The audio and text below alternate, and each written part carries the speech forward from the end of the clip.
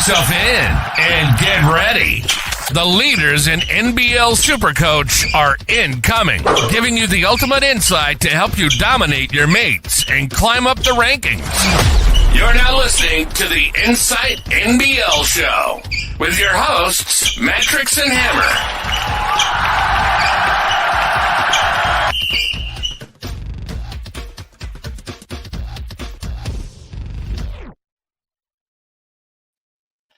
Hello and welcome back to the Inside NBL Show. It's our first show of the year, the day NBL Supercoach has dropped.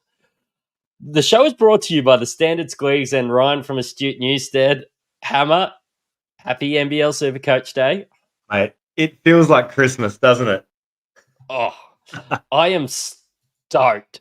I have been mentioning to all these people that don't even play Supercoach, happy NBL Supercoach Day, and clicking my heels as well. You've got all your Christmas gear out. I thought when I saw you getting it ready in the pre-game show that this was you getting all your Jack Jumpers gear together. But you do look like a little Jack Jumper cheerleader there. Mate, I've been cheering those Jackies since we won the championship. But since then, and since that miracle Jack McVeigh shot, a lot has happened. It's been a huge off-season, and 30 days until we get round one. It's can't come soon enough. Yeah, and we'll be bringing at least weekly episodes for the next little bit. We might even try some shorter form content. But yeah, of course, I'm Mattrix. Here's Hammer. Drop your questions below. We can't answer them all, but we'll answer the best ones along the way. Subscribe, like, follow, review. If you were here last year, welcome back. If you're new, look, we give away a squeeze pack every week. Get in our inside, I suppose our competition in there. You've got to be in there to win the squeeze pack. Best score every week wins that. But mate, what have you been up to in the preseason apart from celebrating the Jack Jumpers win? I have been busy, mate. I've been updating my spreadsheets. I've been looking at the Insight Fantasy schedule that you've done an extremely good job of, which is almost like a Bible. Anyone who wants that, jump on the Insight socials and download that as your wallpaper. It's going to be crucial to your success this year. Mate, so much news. I didn't even know where to start. When the game opened today, I was very unproductive at work. Yeah. I have already put my team together, but don't ask for it. It will be in our Patreon, but we'll give you some stuff for that later. Look, during the preseason, we're going to do all our team previews. We're probably going to cover three a night, an episode. Let us know if you like different formats. You know, shorter 10-minute episodes on each one. Look, give us some ideas. We're going to do our own team reveals and different builds. For example, a Jarrell Martin build, a Derek Walton Jr. build, a Lockie Ulbrich build. All the good guys. We're going to follow the trade trends and help you get your team right, and we're going to be reviewing the preseason games as they're starting to happen. We're even a chance of probably making a few being up here in Queensland. But tonight, we have some schedule chat. We have first reactions to pricing. We have the highest owned in the first 24 hours. I am very interested to see how they're going there. And your first segment, mate, since you've been gone. What a banger. I'd like to hear you sing it, but yeah, mate. I don't think you would. But what's been happening since everybody's been gone?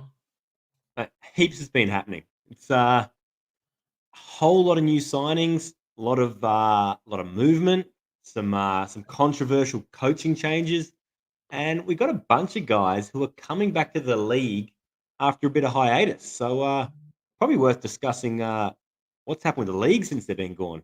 Like we're talking guys like Xavier Cooks. He was a fantasy stud a few years ago. Last time he was in our teams, we were under the fantasy format with a different scoring system. So we'll unpack how he translates to the new game. Likewise, Cam Oliver. Likewise, Jack White. Jarrell Martin, to name a few. So where do we start with this? I would say, as we're going through these guys, they are the big names, and we're gonna take a bit more of a deep dive into each team. But Mm. yeah, we've got a little bit of news today with the Jackies letting somebody leave. He might have been popular with Jack McVeigh leaving to go to Houston, which we didn't mention as well since you've been gone. Yeah. Well, the Jack Jumpers from winning the championship, it's not really looking the same. They went and recruited an import. I suppose he's a small forward, Craig Sword, defensive specialist, was tipped to possibly come off the bench. Brought back the Ant himself, Jordan Crawford and Milton Doyle, and He earned that in since one that, game in the playoffs, though. So yeah, bit like ourselves, you build your whole career on one game. yeah. Uh, but Hey, I got two yeah, like kids now, so there's a gaping hole there at the 4 spot, and brought in the next star. We know the Jack Jumpers have had an incredible run and a history with next stars after Nikita Mishkovili, whatever his name was, in year one. And now they've lost Roman Salupa before the season started. A bit of a disagreement on his inability to commit to playing just the one sport. yeah, I mean, rugby's important. There ain't much of that in Tasmania, so yeah, Mm. we'll have a bit more of a chat in that. Do you have anything else you want to cover under since you've been gone, or do we want to delve into some schedule chat? Yeah, I think that since you've been gone, we'll get to it team by team with a lot of these new signings, but let's get into the schedule. Yeah, let's get into the schedule, mate. And I've done this up. I'm going to get it out to everybody, and you can set it as your screensavers. And yeah, like you said, a little bit of a Bible. And with the exciting addition of Perth's hoops round, we don't have to worry too much in round one. It's when you start getting into round 2 and 3, you're really starting to move your trades to make sure that you have enough trades to get all your starters on double game weeks every week. But you Yeah. also just don't want to ignore the fact that some players are going to start to make money. Mm. And yeah, we're going to have a little bit of a chat about, some initial reactions on some of the prices on some of these guys. But mate, what teams are you targeting in your initial team to probably set you up, for your first 4, 5 rounds? Yeah, look, before we touch on that, I think my first thoughts when this schedule came out was it's a lot more open than last year. Remember last year had Melbourne United had 6 or 7 doubles to start the season, and Cairns had maybe like 6 out of 8 rounds in the middle. There's not as many clustered doubles, so it's you're going to have to be a lot more careful with these trades. Round one, it's a free swing. Everyone's on the single. Uh, but after that, it opens up a bit. So for some new, I suppose, players out there, after 3 games, that's when you get your price rise, correct? Yeah. So the guys with the double game weeks, round 2, you either have to get it right initially in your first week, or get it, or trade in the after week 1 before round 2 to get those guys before their first price rise. We're probably Mm. talking about cash cows. Yep. What's a cash cow, mate? Well, obviously, there's 2 parts to this game, isn't there? Like, you can go out and select your studs, but every week, prices fluctuate. They go up, they go down, and come the end of the season, you're gonna be wanting to operate with a much bigger budget. So it's important that you make cash early, buy low, sell high, uh, and every year there seems to be that 1 or 2, guys who make you a hell of a lot of money, and that comes about from a number of reasons. A greater role, new environment, opportunity, injury, whatever it is. Uh, and we'll be working as we go through the teams to uncover these little diamonds in the rough. Yeah, we certainly will. And I suppose how the scoring comes about is it's basically a point per point, whether it be 2 points, 3 points, or free throws. For those that are coming back from a few years off, with NBL fantasy, you no longer get penalised for missing a shot. You get 1 point for a rebound, 2 points for an assist, 3 points for a block, 3 points for a steal. You lose a couple for a turnover, and you get 5 points for a double double and 10 points for a triple double. And Yeah. if you get a double game week that week, and this player, say they score 30 points, scores 30 points in 2 nights, Supercoach points I'm talking about, You actually get doubles, so that's why we pay so much attention to the schedule. Hey, Absolutely. And on top of that, you've got your captain choice, which gives you double points for that player you select as your captain. Uh, Going back to what you mentioned though about these price rises, there's a couple of interesting bits in the schedule. Have a look at New Zealand. yeah, they actually don't get a price rise till round 5, which gives us a really good look at them Yep. earlier on in the year. Yeah, They're after ducking round 5. away, yeah, a quarter of the year really till their And first those price rise. two blanked out ones in the red, they're buys, and that's because New Zealand are traveling to the States, aren't they? Yeah, they are. They're going to play that NBL cross NBA. Yeah. Um, but So I what mean, that does give us is an extra couple of looks at them, and we'll figure out what their rotations are. We'll see their imports in action. It's pretty good. It worked last year with a couple of the teams like Cairns and that. We got to look at them early, um, and you can sort of factor your decision making based off that. yeah, mate, I'm already planning on maybe using a boost to Hmm. get in those New Zealand breakers in round 5. Get the Yeah. price rises for the young guys. Hopefully there is some, and we'll talk about that in the preview there. Hopefully there is some, but when you have a look at that round 5 to round 12, having 6 double game weeks. Of Yep. course, the season goes longer. We're going to bring out another one, probably round 5, round 6, which will go from round 8 through to round 20. It Mhm. just become a bit hard to read if you had all 20 rounds in there. But yeah, like you're going to need your New Zealand breakers when it comes to, yeah, basically round 5 and onwards.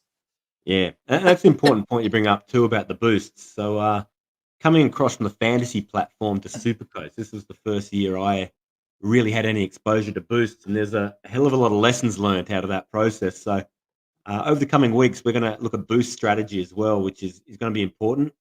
You only get 4 of them, and you need to use them wisely, don't you? Yeah, and it gives you an extra trade, and you can nearly, outside of major injury, you can nearly pencil in the games that you want to boost. Mm. Like I know round 6 looks really juicy, getting some Southeast Melbourne Phoenix guys. It might even be boosting out guys before the Adelaide 36ers there. When you have a look at those single game weeks after round 5, there it just keeps on going. Like the Mm. bullets to start the year. Can I Tough. boost out all my bullets before I even start? Yeah, that is abysmal. What is that? They don't have a double until round 9.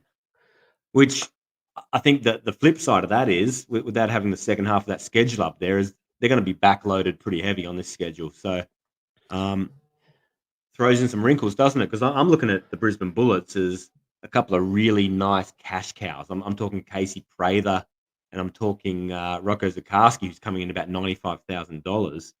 Uh, Almost unplayable on that many singles. Uh, but do you want to miss out on all that cash? So a lot of things for us to unpack over the next 30 days before the season kicks off.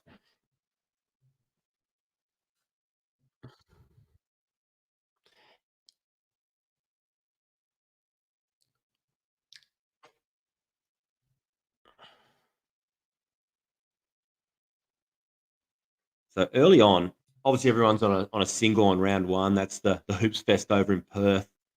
Round 2 onwards is what we need to start looking at. And Melbourne United seems to have the best run through to round 3 or 4. Other teams we need to be having a look at, possibly in round 2, uh, Adelaide. I don't mind the look of them. There's some guys there I've got penciled in because they're coming into the doubles round 3 and round 4. Taipans after that become relevant. Tassie, rounds 2 and 3 on doubles.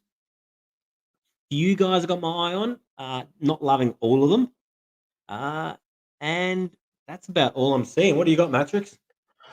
Yeah, mate. Yeah, definitely think the early opportunity to get some Southeast Melbourne Phoenix is good, but Mm. yeah, I'm gonna have to move on from them. I just see like some teams where there's been some really big changes, like players like Mitch Creek leave the league. Who's gonna get that huge jump? Because his usage was so high. When we started the year last year, we were chatting about Bryce Cotton, Mitch Creek, or going really cheap everywhere else, and having those two Mm. guys. I'm just want to Yeah. look to who gets the beneficiary from these really high usage guys, mate. Yeah. And that's it. I think opportunity is the biggest factor here. I had a quick look through all the minute spreads last year with all the teams and trying to find look at each of the coaches who has a really tight rotation. Um, and it actually surprised me. The eye test versus the minutes spread was not quite what I was thinking. But one guy who's traditionally had a very tight rotation is Mike Kelly. Now last year was a bit of an aberration with the amount of injuries that Southeast Melbourne had, but you go back to his year in Cairns where they had some success with the three imports, Machado, Cam Oliver, DJ Newble. They really played six and then a couple of guys junk minutes. And I'm looking at that squad this year. They've got a really nice squad to put together in Southeast Melbourne. You've got the guy who's talked about a few times already is Derek Walton Jr. They brought in Sobey. Uh, they brought in two pretty solid imports in the 3 and the 4 spot. Matthew Hurt in the 4 spot. That's one I've got my eye on early. Jordan Hunter in the 5. Then you look past that. I'm seeing Angus Glover coming off the bench. I'm not seeing a hell of a lot of depth there. They've obviously spent up in the starting 5 and they're pretty thin behind. So that's the sort of thing I'm looking at where maybe those minutes are going to be up pushing around the 30-minute mark. But when I went through this minute spread, there was only maybe 3 players in the league last year that averaged over 30 minutes, which was surprising. And obviously one of those was Cotton. Yeah, Cotton's going to play a big role, and yeah, when we do have a look at that, I still just can't talk myself into getting him to start the year. No, Look, towards the end of the year, hopefully he drops in cash a little bit. He is the most expensive player in the game, but if we have a look at that, you can't really be looking at him for the first half of the season, can you, mate? no. And I think this year we've got some really nice options at guard. Like some years, there's always a position that's weak, isn't there? And this Yep. year, I think we have got some really talented guards who are going to put up some really good numbers for 100 grand less. And I think you go there, you're going to get similar production with a price rise. Yeah, and they're not going to be, It's risky. penalised anymore, are they? No, no. And I think the downside of Cotton is he's that expensive already that if he has an off game, and we remember how we started last season, because we're doing those creep builds, the Cotton builds, using both of them. And Cotton had a really, really slow start to the season, didn't he? Like we were talking 3 or 4 rounds in, like, is this guy getting sent home? And obviously he found his groove and finished dominating. But he lost a lot of cash early, which hurt us. Yeah, yeah, definitely did for owners. Mate, we're already leaning into chatting about some of these guys. We Mm. want to talk about maybe some initial reactions to some of these prices. That's brought to us by Ryan at Astute Newstead. Look, if your interest rates are above 6.2%, you want to buy a home, maybe you want to refinance and renovate, or just save some money like the rest of us, reach out to Ryan for an obligation and cost-free inquiry. And I know he's an avid Supercoach player as well. He's in the World Cup, so he will be coming across to NBL as well. But yeah, like my first initial to prices is Bryce Cotton with that schedule, 448K. Ugh. Parker Jackson Cartwright, the second highest price guy, 420K with a shit schedule, the worst. So you're not touching those two highest priced guards, are you? And that's the problem. You put in one of those guys, you've chewed up a quarter of your budget, haven't you? I think this is a year where you can go cheaper, and there are a lot of mid-range options that, I mean, I feel looking at my crystal ball already that are going to have similar production, and then you're going to get the bench that's playable. Whereas we started last year, and I know both you and I and a lot of our viewers had both Creek and Cotton at these similar prices, and they dropped a little bit, and we had a really weak bench, and it didn't work out. Yeah, and like we've got to remember that when we're looking at that schedule and we see the green, you're going to get twice as many points. So Mm. Bryce Cotton has to score 50 for two guys that you might buy it at 250K and they're Mhm. scoring 25 points. The other thing to mention when you bring that schedule up, when we're looking for green, is there's some weeks with a hell of a lot of white. So you look at Yep. round 9, it almost doesn't matter about doubles because there's only one team on a double who's got a single either side. There's some really sparse rounds. Like round 5's another one. There's there's some of those weeks where traditionally you think, I want to get all my guys on doubles. When almost every team's on a single, it's not going to hurt quite as bad, is it? It's not, but if you do find yourself falling behind, you might find yourself ripping a boost. Mm, Getting in some of the high scoring bullets, guys. I don't see their depth as, how do I say this nicely? Good. I don't see their depth as strong. So there's probably some falling guys, some guys that maybe have good matchups. But yeah, you yep. do have to be aware that they are playing Perth and Tassie that double game week in round 9 as well. Mm, So, maybe you do pass it. But yeah, if you're willing to take a risk and you need to make a move up, you yeah. definitely are. We actually didn't see much of oh well, much. We actually didn't see a change in, I suppose, the price. Often when I play other Supercoach sports over the off season, not that there's imports in NRL and AFL very often, but often the points per dollar changes Mm, season to season. But this is yep. a mirror image from last year. Imports are coming in at 277K, Yep. which is going to at least feel very familiar to players from last year, isn't it? Yeah. Look, as far as I can see, there's only a handful of slight variations from the notes I had from last year of finishing prices, but I'm pretty happy so far. There's some guys new to the league that have come in a lot cheaper than I thought they were. So one of those guys we're talking is Jack White. Now, I put out a little article on Twitter a little while back about G League stats and how they translate to the NBL. And I went into looking into this thinking, there's no correlation, but it was almost identical. I went back through some of the imports we've had over the last couple of years, and their G League stats translated very nicely. So Jack White coming back from time spent over in the G League is looking like a strong contender to be putting up some numbers. He's familiar with the league, but he's coming at $232,000. What are your thoughts on this? Mate, there's a reason, and it might be a spoiler alert for another one of our segments, but there's a reason he is the highest owned player in the Mm, league at the moment. yeah. He's just that is just too juicy not to look at. It's actually come down since I looked and I opened the app. He was Yeah. at above 50% early this morning. Mhm. But yeah, 46% owned, and I completely understand he should be Mm, 46% owned because it's a double whammy. It's a great yeah. price for a great schedule. And in addition to that, look at that roster. So there's no more Luke Travers, and you look how thin they are up front. So the backup at the 4 spot's Kyle Bowen. The 5-man is going to be Marcus Lee, who is a walking injury, and his backup is Rob Lowe. I would not be surprised if we see a little bit of Jack White playing some small ball 5. And to be honest, I think he's going to have a hell of a lot of opportunity, and it's going to be up to him to do it. And from all reports, after his time overseas in the G League, where he put up some big numbers in his first stint, uh, he is going to have an impact, and he's going to have an opportunity to put up some numbers. So at 232, uh, he may be a semi-cash cow. Some of the other ones I've got my eye on, Melbourne United with Matthew Dellavedova.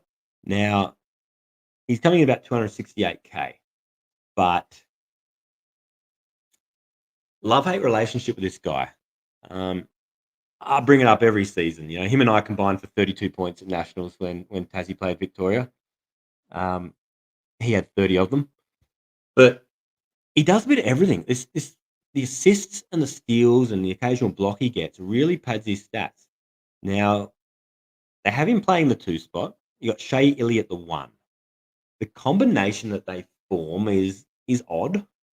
But you look behind it. You've got uh, the Kiwi kid who had a really strong rookie season. And you got Tanner Krebs backing up around the 2 spot. But I don't see anyone really taking minutes off Delhi. He had a solid run leading into the Boomers camp. And so there's another one. So Melbourne United play some heavy minutes with these guys. We're talking Delhi, we're talking Illy, we're talking Goulding, White. There's opportunity. What do you reckon?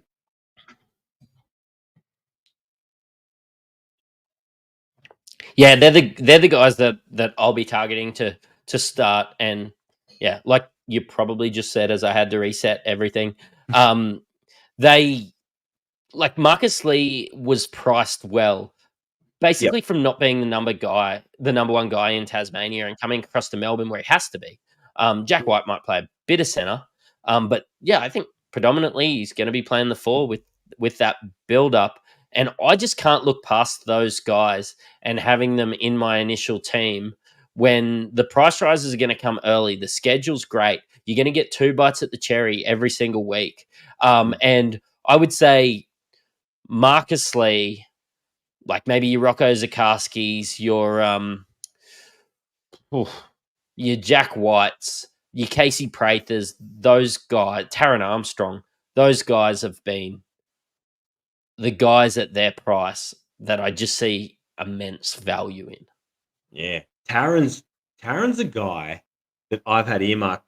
I had him last season and he broke my heart when he was injured for the first how many rounds and they ripped the rug out from under us at the 11th hour. But he had a bit of interest from the NBA. He went and had a cup of tea over there in the summer league or in some of the workouts and stuff. He's back in Cairns this year. He's been given the keys. They don't have an import point guard this year. What's his opportunity going to translate to? Mate, now that they didn't sign Taj McCall as well, their highest. I mean, I'm not looking at the usage stats, so correct Yeah. me if I'm wrong. He had to have been their highest usage guy. He was an absolute gun. They've got in guys like Kyron Galloway, which I think are fantastic pieces, but it's going to all revolve around Taron. Taron's going to have the ball in. You know what? If he misses shots, it doesn't matter. It's Supercoach. We're not playing fantasy anymore. That's Taron. Even though the schedule's not as good, I need those price rises, which I think are going to come. And yeah, he's a hold till round 7 for me. Yeah. And he's cheap enough that you can play on your bench if you save cash elsewhere and can have another playable guard. What I really like about him is the opportunity. And Ford has not been backwards in coming forward saying that this guy's got the keys. Like I got a quote here. It says, this is from Adam Ford. Taron Armstrong is the starting point guard who's going to drive and steer this whole thing. He is irreplaceable from a local standpoint. My only concern, Matt, is what they've put around him. This is a guy whose Supercoach score is reliant on assists, and they've gone out and got defensive specialists. I'm concerned about who can put the ball in the bucket to give him an assist. Yeah, it's true. He might have to do it all himself, and I know he's a guy that does rely on assists. So you're right. Who is going to score there? But man, like yeah, you're right. There's not much else there. I don't know a lot about the imports coming in. Pedro and Rob Edwards. Tanner Groves. Who else? Tanner Groves. Yeah. Yeah, he's a different player to last year. Like he's a weird cat, man. He's a big unit. Looks like he'll set a hell of a screen, does some dirty work in the block, but he can step out and stroke it. It's going to allow Sam Wardenberg to go and play the 4. But what I do like about this signing is we now don't have that logjam at centre that just about killed our Supercoach teams when we touched Cairns last year. Yeah, and they were benching good players, and Cairns had the dream run. Getting the right Cairns players was the difference between finished 300th and 5,000th last year. You got burnt. Anyone who took Josh Roberts after his one good game was very disappointed, weren't they? Yeah, I'm lucky I gave that one a miss. Mate, we're talking about, I suppose, fantastic players.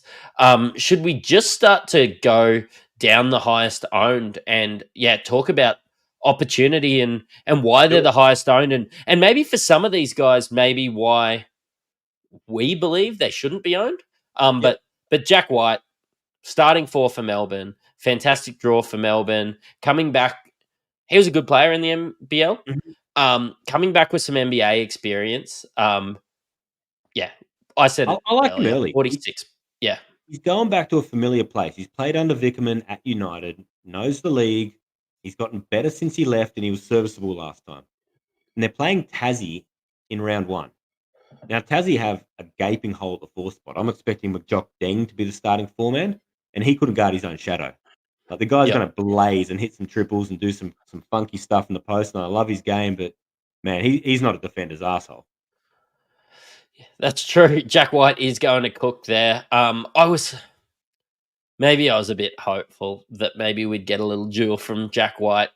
Maybe he could play a little bit of a center there. But Mm. look, God doesn't give with two hands. Neither does the Daily Telegraph. I think is the statement in the Bible. And 232K. There is Matthew for me. 33-10. There's no reason not to. Absolutely. Rocco 95K.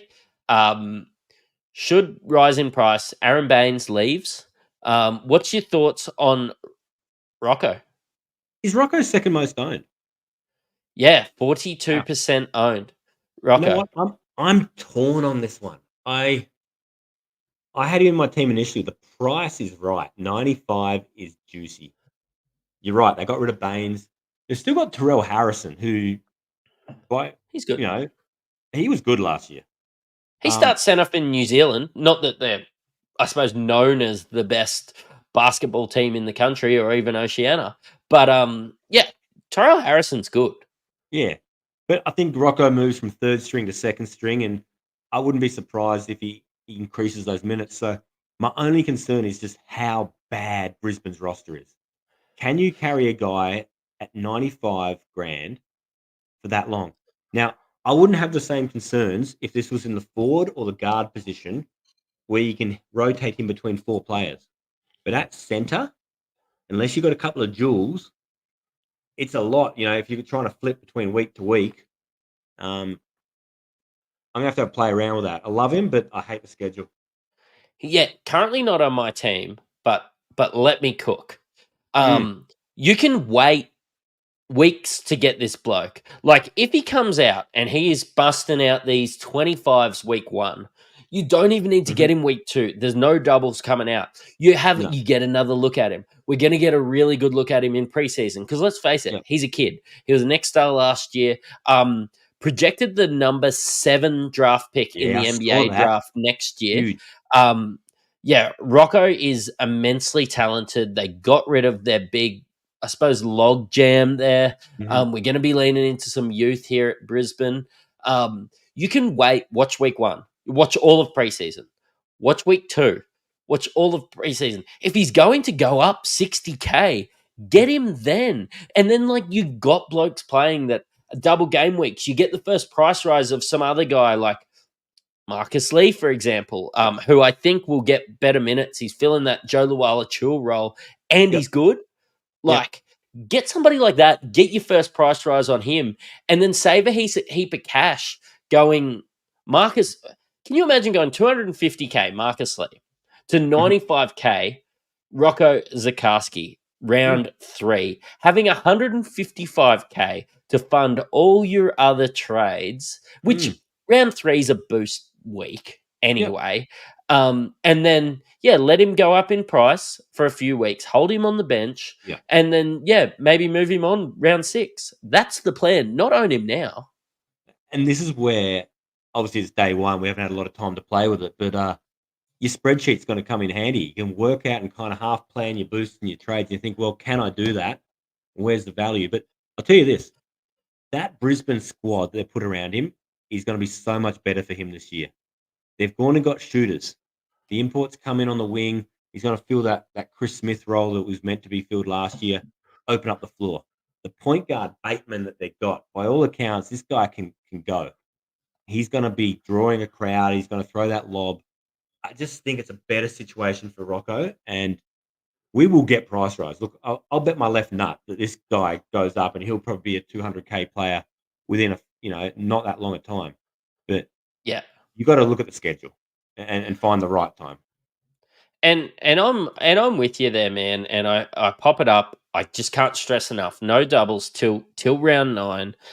He is at least stay away for the foreseeable future. But then you have a look at Illawarra Hawks and another guy that has centre forward eligibility. Just the New Zealand NBL MVP. Look, the guy that I played a bit of blackjack with at the NBL Blitz there, Pidgeotto himself, Lachlan Ulbrich, 121, 400. He's also 42% owned. So yeah, your app and my app might be uploading on the spot. But mate, Lachlan Ulbrich, double game week 2, going to go up in price. Bit of, I suppose, a bit of movement at Illawarra. Illawarra are good now. Lockie Ulbrich is going to be better than last year. Yeah. I've got him in my early team, and I'll tell you why. Right now, they've moved on from Gary Clark, and they're prepared to wait. What I'm hearing is his 3-point shot's developing. If he can play that 4 spot consistently, they may pivot and go more of a 3-4 for that import spot. They had their preseason game the other night, first bit of preseason action we've seen this year against the Shanghai Sharks. Beat them convincingly. Big minutes, big production. He looked really, really good. That form from the NZBL was carried over. At that price, with that opportunity for now, this may change if they bring in an import 4 as but he can slide up and play some 5 around Sam Froling. I really like this one. Like 120K, dual center forward. I can't, I can talk myself out of Rocco at 95K due to the schedule. I really can't see a downside of having him week 1. He's 120K. He allows me to get some other guys. He doesn't have far to fall if I'm wrong, but you're not often wrong on a 120K player that you have. Like, I've probably watched 25 games of Lockie Ulbrich play. The dude's a jet. Yeah. And the break even's so low, you can't lose. And we've got to remember last year, it was a tale of 2 halves for Illawarra. You had the first half under the water boy. What was his name? Jacobus. Yeah. And then Tatum took over. That first half, Ulbrich hardly saw the light of day. He didn't step on the court. Second half was when they started using him properly. And I think with that experience under his belt, Tatum coming back with a new system, you got Trey Kell, who passes the rock a lot better than Justin Robinson did last year. I think the balance there is going to suit him. Yeah, I'm excited about Lockie Ulbrich, and yeah, I definitely understand the addition there. Took me Xavier from 6 Cook to midnight real quick when I saw that price this morning. Yeah, it was. I was punching the bottom of my desk too, mate. Xavier Cooks available at forward, which is disappointing. We have a look at Sydney, and I'm not 100% convinced at the schedule, and that's probably the only reason I wouldn't really take a dip at Xavier Cooks. I think a better fantasy player than Supercoach player, which fantasy game doesn't exist. I know I probably need to let it go, but the last time Cooks saw the court in Australia, it was fantasy, and he was the best player in the game. Now, 365K probably doesn't take enough shots with this team for me. I don't know. I don't like the schedule, but the role I think is going to be good. Have a look at their roster. So they're going to be starting him at the 4 spot, right? They got Space Cam Oliver, who's coming back to the league, playing the 5. After that, what do you got? Like, I see a hell of a lot of time that they're going to go with Xavier Cook as a small ball 5. he's got that relationship with Gorge. Gorge is obviously going to have to make it up to him about not picking for the Olympics. Got Did you see the outworked article by on your jack NBL.com jumpers. about that? No, I didn't. Oh, yeah, The actually, title's, yeah, I did. the Yeah. title's like there's no bad blood, and you can just see Cooks just staring at him like he's still pissed off. I'm like, this is the wrong photo, man. Oh, I mean, we love clickbait here too at Insight Fantasy Sport, but that was clickbait. 100%. But But they're yeah, thin no, up front. There's going to be opportunity. yeah. So you reckon it's just Oliver and Cooks, and he's going to play the 4, slide across to the 5. I was more looking at it like Cam Oliver for me is the clear center, 277k, going to take some of those boards away from Cooks. Mm-hmm. And then I'm looking at 365k with, for me, not the schedule I want, or at least not the best schedule. And then, if I'm going to go with a schedule like Sydney, it's going to be someone I'm extremely confident that I can get points and get a price rise. Cooks, you might get points. Mm. And honestly, I would not be surprised if he's cheaper than 365k round 3. Yeah. A lot of mouths to feed in Sydney too. You got Jalen Adams coming back at the 1. It's a different team to last time that Cooks was there. We got to remember Cooks was there under what's the coach who used to kick the sideboards? Chase Buford. It Yeah. was run and gun. It was up and down, inflated stats. Gorge, he's traditionally been defensive. He's pushed it a bit more with the Boomers. It'll be interesting to see what kind of style comes out of this squad. But yeah, this is that whole since you've been gone. It's a different league. It's a different team. I don't think it's going to be the same production. And like you said about the fantasy scoring, fantasy was very, very friendly to forwards and centers. The double doubles were worth 10, I think, from memory. The blocks were worth a lot. Cooks used to lose a bit of points because you can't hit a free throw. Yeah, do you remember that NBA hang time on the Nintendo 64? And he used to, Yes. every time he hit an air ball, that guy couldn't hit the backside of a barn. That's Yeah. every time he steps the free throw line, that's playing in my head. But I'm going to have to get that as a soundbite, I think. there were so many great sound bites on that. 3-point threat, no sweat, you can bet. Yeah, true. Look, I'm going to be staying away from Xavier Cooks. Currently 39% owned. We Well, go as you were. and we go to, this is the reason I am so frustrated with Brisbane's schedule. And that was the first thing I saw. I typed up that little promo screensaver that we did, and I was watching it, and I just kept putting single in, and when you see, I thought Casey Prather would be cheap, but I thought 180k cheap. He's 139k, and he has dropped in price because when he came back to play for Brisbane, he was injured. Yep. He was rehabbing with them. He's forward guard eligible, 139k. Playing on not that good of a team that is going to need him. Hopefully we see a bit during the preseason, but I understand the 31.5% owned. He's currently in my team, but he's just going to be sitting on the bench every week, and he needs to talk me into keeping him till the round 3 mark and the price rise. Yeah. I got him too, and there's a giant asterisk next to him for everything that you've said. We need to see what the role is, and we need to see his health. Like, we understand he was injured last year, but he didn't look good. He looked slow. His shooting percentages were yuck. He really needs to impress me this preseason. This is his audition because it's a lot to carry him. Like, I'd be saying it's worth the punt if they had a solid schedule. Not even a great schedule, a solid schedule. But he really has to show that he's going to double in value really quickly.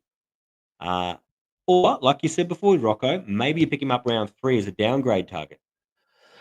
My concern is I don't like banking too many trades this early in the year. Like, I'm banking, I think I am going to get Rocco and Casey Prather and have them for their price rises because I believe in Casey. I also he shot bad, but I think the usage is going to be there for him. Rocco, I'm not as worried, but he plays that center spot. You can only have two. But Casey, can he get enough on my bench to just be worth holding? But I don't want to bank trades because you're also having a look when you're adding in bullets, great round 3. You're also going to be adding Adelaide 36ers and Cairns Taipans. There's some guys on Adelaide that I'm interested in, your Kendrick Davises and blokes like that. Cairns Taipans, you explained a lot of things with Cairns Taipans. But I really don't know too much about their players. I'm not confident to add too many in round 1. I'm not sure I see too many opportunities for 350k players outside of Tarrant Armstrong. But they're 277k, but you probably need to have a trade up your sleeve just in case. Yeah. I don't like anything from the Cairns imports. That's until I see something that's going to change my mind, I'm not going there. Cairns, Taron Armstrong, Kyron Galloway, and maybe if I'm at a pinch and want to go a 69k guy, Jackson McCoy. Outside of that, I'm not seeing much at all in Cairns. But the upside of their imports is they're going to have to rely on them because there's not a hell of a lot on that bench. Mate, we're going to do a lot of builds, and I know you rattled off some names that might appear in your team. Look, some of the things that we've got going on at Insight is you can see our full teams. You can see our full trades every week. You can get a direct line to both you and me in our Patreon. It's $5.95 a month. Look, we are going to have our show notes in there. You're going to get access to our teams. I know I've been working during the NRL season. Follow me on Twitter. Of just doing, I suppose, some reviews the day after the games. Basically, if I'm walking the dog on a Friday morning, there's a Thursday night game. I'm just giving you a quick review from a Supercoach standpoint that if you miss the game, you don't miss, I suppose, an analyst's look at a Supercoach angle. You can watch the highlights and miss the fact that Casey Prather got 4 rebounds. We're going to be watching it from a Supercoach standpoint. Look, it's going to be a shortcut to your Supercoach season. I know if you're playing in the Supercoach World Cup, you're not going to be able to watch every game because you're doing your BBL, you're doing your AFL, you're doing your NRL. That's going to be your direct line to us. So I'm super excited about that happening this year. 100%. And if you get into the trade deadline, you got a would you rather? Who would you take, this guy or that guy? Hit us up. We can talk you in or out of anything. Yeah, and I've talked you in and out of some shit decisions before. Mate, true. And finished 300th last year. I know that you've had some, top 25 finishes in NBL fantasy as well. Know our shit. But mate, Will Hickey, talk me into him. I know that you are extremely interested in him. Guy can ball. Very interested. Look, he had a really strong finish to last season. He's had a really strong off season in the lower divisions. He's coming in at $106,000, which is very tasty. We talked earlier about the preseason game, the only one we've had so far, which was Illawarra versus the Shanghai Sharks. He played big minutes in a 6th-man role, and he was very productive. I haven't got the exact stats in front of me, but on a points per minute basis, I reckon he is right at the top.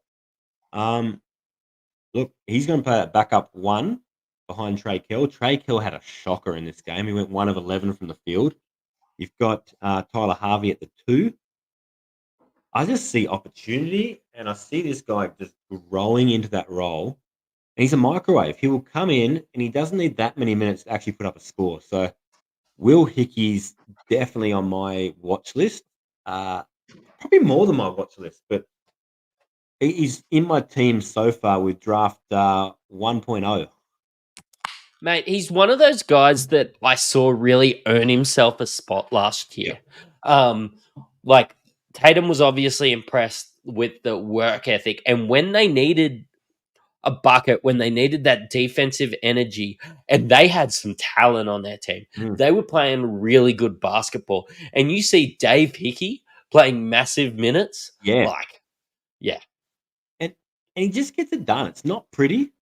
And you do take some of those turnovers and some of those boneheaded, decisions. But like the jump shot's not pretty, but he's effective.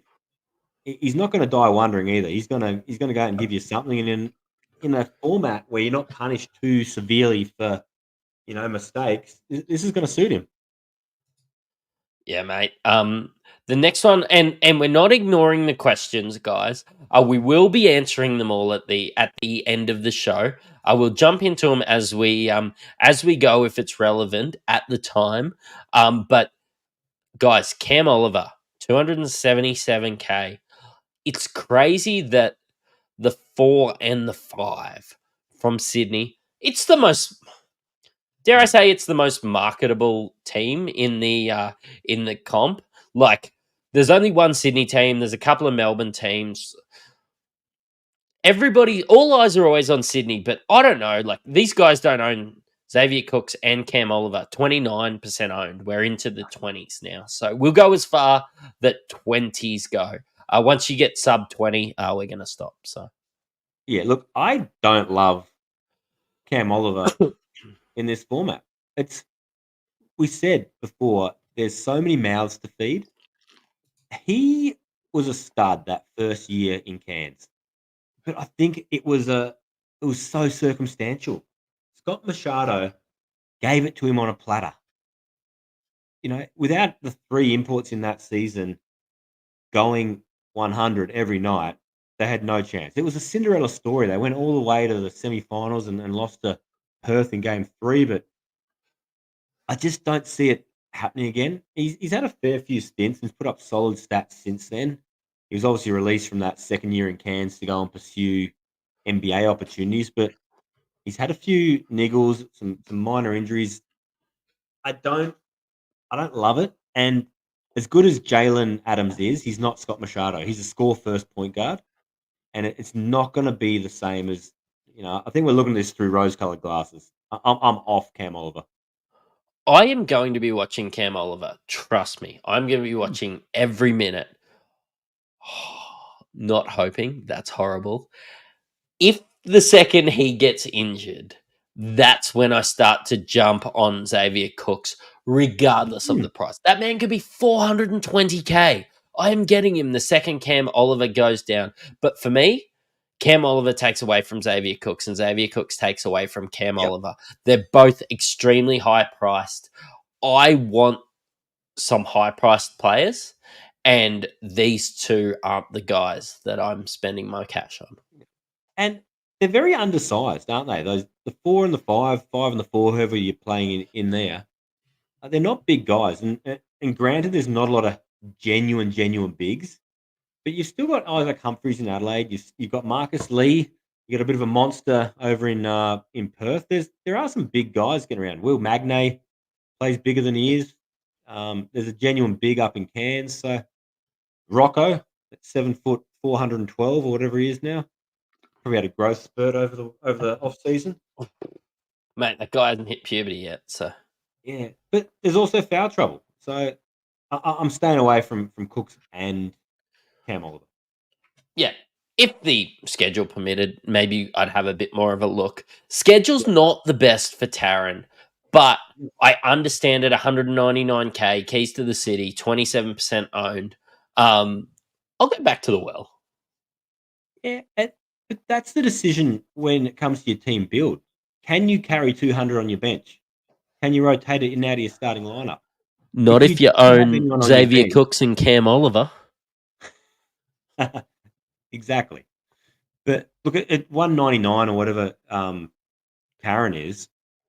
If you aren't going these $500,000 Cottons and PJCs and the like, you can afford to have a solid bench that's playable. Now, I ran into that problem last year a few times. I had a Wiley Bales on my bench I couldn't get rid of for the last however many rounds, and it's unplayable. And I think that's a lesson that I'm taking from this season is you need to sacrifice a little bit on the top end to have some playable guys on your bench, and this year allows it. There's options other than the big guns in most rounds. Yeah, mate. Another guy, I just think I've talked enough about Taron. He was one of the first guys I added. But again, building a team around being able to forward 200K on the bench is a task in itself. So, yeah, buyer beware. But yeah, I'm pretty sold on Taron. If you were sold on Alex Sarr as a prospect, as a player, he was one of the guys that I sort of went away from last year and didn't own. But when you have a look at Perth's schedule, not fantastic to start the year.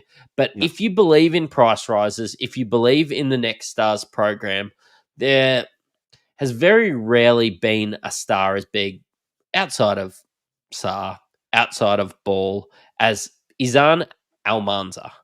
And the opportunity is going to be there, 115K. Shit schedule, but mate, he's somebody I'm looking at. If he comes half as good as advertised, I'm gonna have a go there. They're saying he's more game ready than Sarr, who's just gone as the number 2 pick in the NBA. But slightly different player. But they are thin up front, aren't they? Like they've got Keanu Pinder and then Daylight for second. The worry for me is how many minutes Saar played. Like I was super excited to get Saar into my team. Saw some of the preseason stuff and thought, well, not really for me. With the way that they're, obviously chasing a championship and not wanting to get their next stars injured and probably promising that to them. Like, we will promise you highlight reels. I actually went to a breakfast the other day with a scout from Washington that's based over here in Australia. And he was just saying, like, they're watching the NBL games. Everybody's over in Australia. They want to watch these guys, but they're probably also promising them not to play them 28, 30 minutes a night to win games for Perth because they're here for more than an NBL championship. Yeah. And so that's sort of the caveat that comes with selecting these next stars, isn't it? It's tough, but we'll see what preseason comes out with him, but he's definitely on the watch list. The last guy on the list, probably before, like, we're going to answer some questions, I suppose, as well before we end. So yeah, keep those guys coming through. But Ben Henschel, 69K, fucking brother. Yeah. This is I'd hate you to dig up any of the clips from last year when we said he was the second coming, but I'm not going anywhere near that this year. I think he's been recruited over as well. Elijah Pepper in Perth is going to be the option. You look at the depth charts, I think Henschel doesn't even feature. And when you look at any team that has Bryce Cotton, he plays, 41 minutes out of a 40-minute game. There's nothing left for anyone else. And when he is on the court, the bloke gets leather poisoning because he touches the ball the entire time. Yeah, it's Pepper for me if you want a giggity. So if you want a 69er, it's not Ben Henschel. No. It's not There's funny better if I need to 69ers explain around.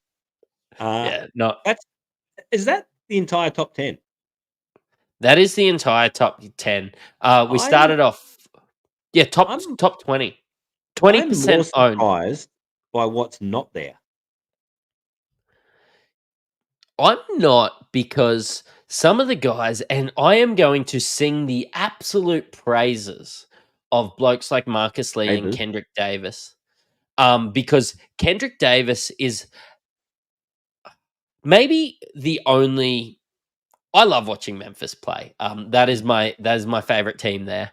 And Kendrick Davis was the lead scorer in the G League, coming across 277K for Adelaide. The schedule isn't fantastic, but if there's any import at 277K at the import price that I'm interested in, it's this bloke. 16.6% owned. He is the absolute man for me. Mate, I've been sold since the second I saw some of his highlights. He's the closest thing to a lock. Now, tell me what it is you like about his game. The immense scoring. Yeah. The guy just gets buckets. I thought he was maybe big enough, and Adelaide was small enough that maybe he could get guard forward eligibility. But look, he's going to be a guard. That's enough for me. Mm, And when I have a look at this Adelaide roster and who left, they're yeah. actually a team that got worse. And, Yeah. well, maybe they didn't get worse. Maybe they're as good as they were last year, but it's because of Kendrick Davis. Well, I actually think they're better. I just think there is no depth, which is a green flag for me in this situation. Like you said, he came out of the G League where he averaged 18.7 points per game, 8.3 assists. Now, I touched on it earlier about that article I put out about translating G League stats. All right. So what I said in that article, I just got it up here. So Jalen Adams' G League stats: 21 points, 5 rebounds, 6 assists. Came over to the NBL, 21, 5, and 6 in his first season, identical. Cam Oliver's G League stats: 12, 8, and 2. Came over, 17, 10, and 2. Dusty Hannah's in Adelaide a couple of years. G League stats were 11, 5, and 2. Came over, 13, 6, and 2. Like, it's almost comparative. And so if he puts up those kind of numbers when he comes over here this time, man, we are looking at, I haven't done the math on this, but this will be a big, big Supercoach score every week. And I love the assists there. He's got plenty of options to pass it to. Yeah. Yeah, no. I'm with it there, man. Like, Kendrick. Trey Kell's gone. Mm. It's Kendrick's season. Yeah. But think of a guy who's going to get these assists. He can bail himself out throwing it to DJ 3J, who's going to hit it from the car park. You've got Jarrell Martin, who, I mean, he couldn't jump over a New York telephone book, but the guy can ball and he's agile. He moves well. He'll run the lanes. This guy will hit him. Big Isaac Humphries. He's a solid lob threat. Like, I think this guy's going to draw a crowd and he's going to have options. Now, I do want to see what happens in preseason because I'm really hoping it's not fool's gold, but he's got me excited. Yep. And, like, that 8.7 assist just makes me thirsty. Thirsty for more. I mean, you do some quick math. What's an assist worth? Let's call it 9 assists. 2. There's 18 Supercoach points. Yep. 36. Like, man, he's already almost tickling 50. Yeah, Then some. 100%. And it's good enough for me to have in that first team. And especially, like, I wish he wasn't playing Sydney week 1 because genuine captain option for me. What is your thoughts? So obviously Adelaide have had a bit of a controversial coaching change. We had our thoughts on the big Ninnis last year, but this new guy, you know your NBA well. Does the NBA coach coming over brings a different style? Is this a good thing for Supercoach? Not usually. But just because they go so deep and they're so star heavy, and maybe it could be really big for a Jarrell Martin or a Kendrick Davis, and like the usage and just that focus on that team. But when you have a look at teams that succeed, like Adelaide, it was Tasmania. It was done by committee. It was done with Milton Doyle's. It was done with Jordan Crawford getting the opportunity. If he was hot, let the man shoot. It was done with your Will Magnays, your Marcus Lees, like your Jack McVeighs, obviously. Like, we're mentioning so many players that was important to that. But how often do you watch an NBA game and you just see that it come down to 2 players? Like, you watch the Boston game and it was whoever was cooking between Jason Tatum and Jaylen Brown.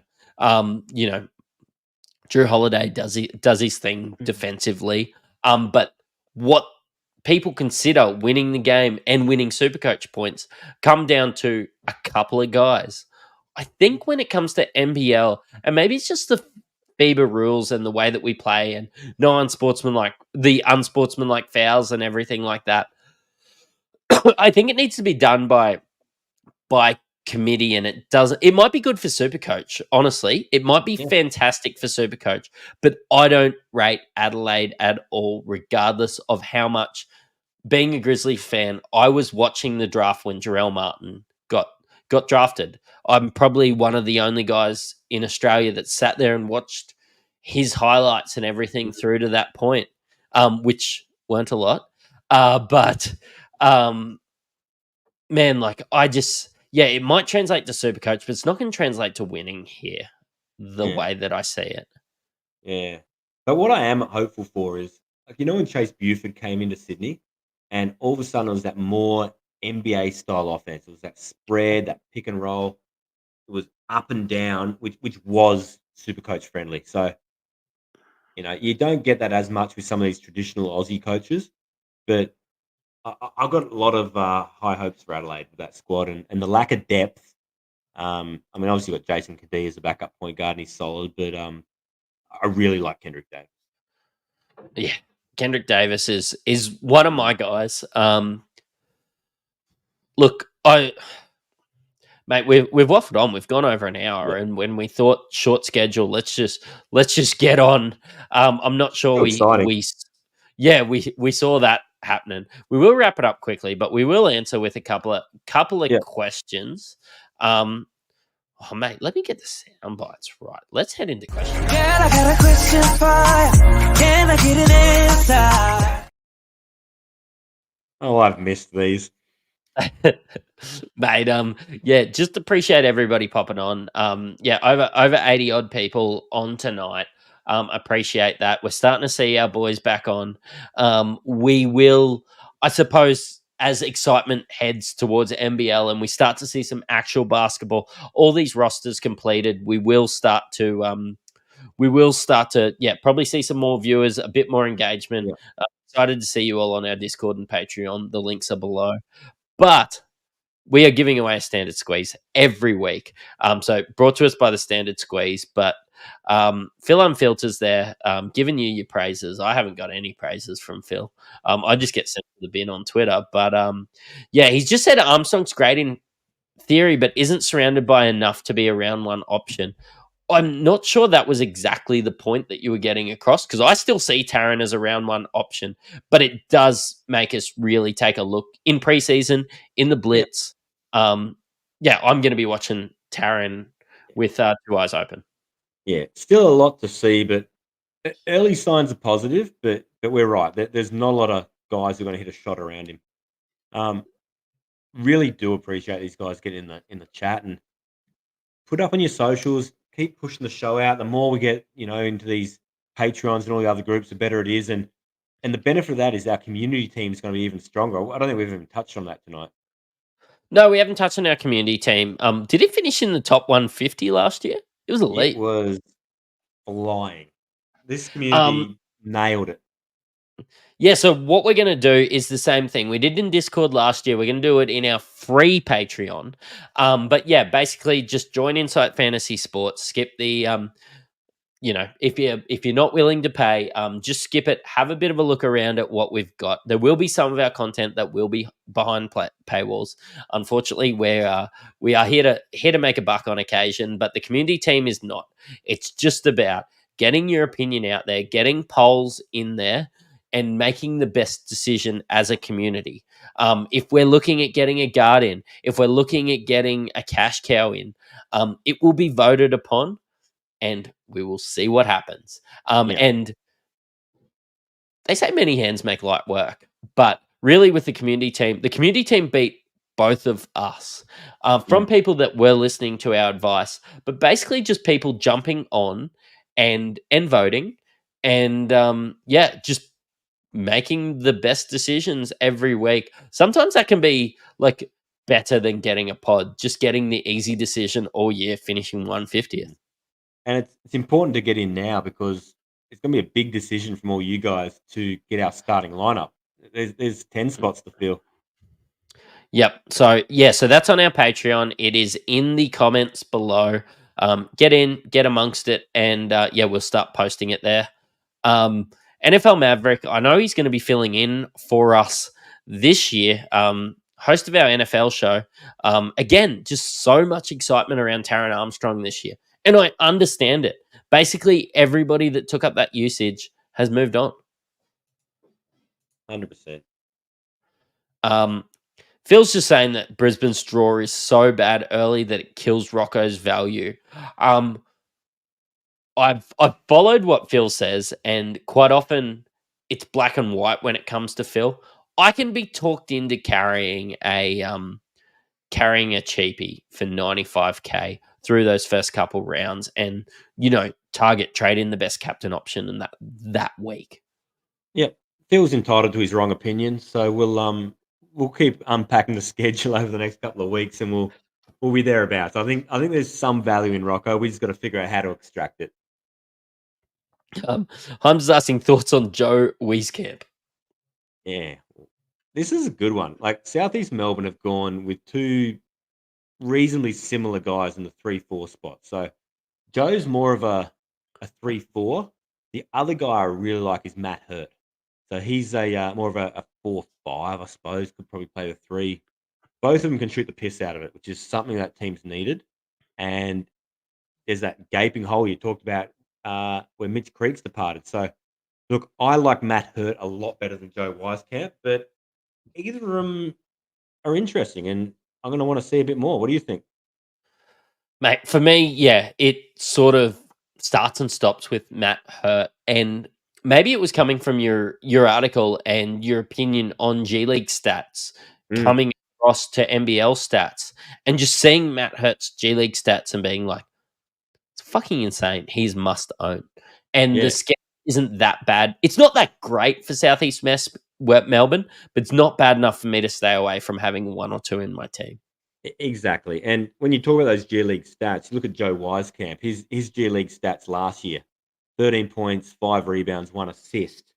But you look at Matt Hurt, I haven't got his stats in front of me, but he was like 20 points per game, 7 rebounds, something like that. He was up there. I think, and being in that 4 spot, it's that bit more separation from a very ball dominant Sobey and a very ball dominant Derek Walton. So Matt Hurt's G League stats, I've just got them up here for the hustle. Shooting 50%, 20.5 points on 2.8 threes per made, 7.5 rebounds, 1.6 assists, and 1.4 blocks. Sounds like that's just your Toowoomba Tuesday night C grade stats. That's impressive. that's got about 1.4 blocks that I've ever got in a game. But yeah, I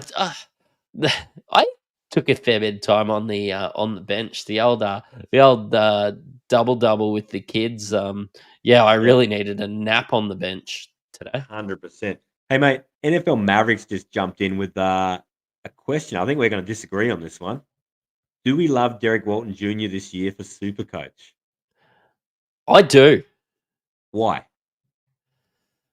Mate, you're looking at this Southeast Melbourne team, and Matt Hurt's import price, great. But look, should we be looking past Derek Walton Jr.? He's a known commodity. He's 356k. I'm going to see how he fits in, and I need a premier player that I can captain these first couple of weeks. All right. Right now, not thinking too much. I've just gone with Derek Walton Jr., and you can't talk me out of it today. Well, riddle me this. Name a single player who has gotten better playing beside Nathan Sobey. Oh, wait. Josh Bannon. Mate, a backcourt partner. There's not one. Bannon didn't get better. It was his first year. That was the baseline. Yeah, he was better than when he was 12. Look, I really don't like anyone next to Nathan Sobey. I think he's so ball dominant, and I just don't see him reverting back to that 2-man role that they had him in in Adelaide. Remember, he was like a rookie in Adelaide and Cairns. He just ran the wings, and they tried that last year, putting him next to Shannon Scott in Brisbane, and it didn't work. He just wanted the ball in his hands the whole time. So I see. I reckon it's going to be a pretty tense relationship between Walton and Sobey, just fighting for the ball. It's not going to work. They just need to let someone else bring it up. Let a point forward bring it up, and let those guys just go on the wing. I tell you what, I've had some. You've seen some of my coaching decisions. They're probably a little wacky. There's a little bit of funkiness to it. I tell you what, it's not basketball related. No. Mate, again, Bryce is asking the same questions. We're seeing, and like, compared to some of the other Supercoach sports, yeah, thanks, raise the bat. That's 100 tonight. Thanks for the 100 people on watching live. Appreciate it. You can bring Mate, that look, up during questions. on this one, like, I don't hate Walton Jr. I just hate that he's next to Sobey. Like, last year, I reckon probably one of the best games I've ever seen from an import. I think it was even round one. I think he had 32 points and 8 assists or something, and probably never reached those heights again after that. But the guy's a stud. I just don't think there's enough to go around in Southeast Melbourne. Do you think we'll see enough during preseason to make that decision, or do you think it's just stay away to start, and if he's a Jet, get him later? I'm wary. I would hope that maybe it takes him a couple of rounds to figure it out and he drops in price if you want to go that way. But then again, I don't know how much we're going to see of the two of them together in preseason. They're both vets. Do we play them, or are we going to see short stints? And I just want to see how they fit together. That's all I want to see is the fit for that whole team. Hey, there's some really good questions. I know you've got some of our insight gear. Which is for sale. But Hammer, where's your inside hat? Where's it backwards? I am going to have to dig that one out. I actually was wearing the T-shirt the other day. That's it's a good fit. Yeah, I tell you you've what, designed it. It's a bit tight around the arms. I tell you what, when you post me up at basketball a couple times, I've just sort of went, yeah, no, he's definitely that's the fit. I'll get that made up. But I was yeah, wondering no, what you're doing being so handsy. Yeah, exactly. The Trev down at the local kept calling foul, but yeah, look, our insights gears there. You've got to get some backward hats there. We've got some fans in the show. I can see that that our NRL show, a lot of the people that are used to watching me at the same time have come across now that's finished. So we've got Braino and Arson in the chat. We've got IJ asking me to pick his team for him.